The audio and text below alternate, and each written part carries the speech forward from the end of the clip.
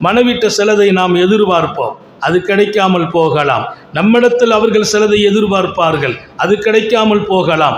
ஒரு குணம் உனக்கு பிடிக்காமல் போகலாம். எம்பெருமான் சொல்வார்கள், அதனால் உன் மனைவியை நீ வெறுப்பதா? வேண்டாம் என்கிறார்கள். நாம் எதிர்பார்க்கிற குணம் இல்லை என்றால் வெறுப்பு வெளிப்பட வேண்டாம்.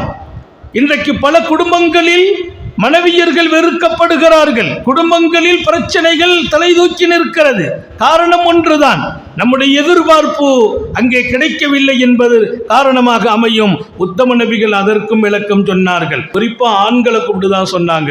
எந்த ஒரு ஆண்மகனும் விசுவாசம் கொண்ட, ஈமான் கொண்ட எந்த ஆண்மகனும் விசுவாசம் உள்ள ஒரு பெண்ணை வெறுக்க வேண்டாம் என்றார்கள்.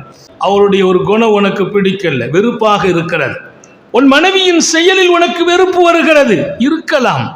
அவள் மனித குலத்தில் பிறந்தவள் தானே, அந்த குணம் இருக்கலாம். நீ உற்றுப்பார், தோண்டிப்பார், தேடிப்பார், இன்னும் ஒரு குணம் இருக்கும். அந்த குணம் அழகான குணம். அந்த குணத்தை கொண்டு நீ பொருந்தி கொள்ள வேண்டும். அப்படின்னா எனக்கு பிடிக்காத குணத்திலே நான் வாழ்வதா? இல்லை, உனக்கு பிடிக்கும் குணம் இருக்கிறது, அதை தேடி அறிந்து அங்கே திருப்தியோடு வாழ். அதற்கு அல்லாஹ் கொடுக்கிற கிஃப்ட் என்ன தெரியுமா? எந்த குணம் உனக்கு அவளிடத்தில் நீ வெறுப்பு கண்டாயோ அந்த குணத்தையும் அல்லாஹ் அழகாக மாற்றி தருவான். இருப்பதை நீ பொருந்தி கொண்டால் அவளிடத்தில் நீ எதிர்பார்ப்பதையும் அல்லாஹ்வே கொடுப்பான். அதுதான் பாக்கியம் நிறைந்த வாழ்க்கை.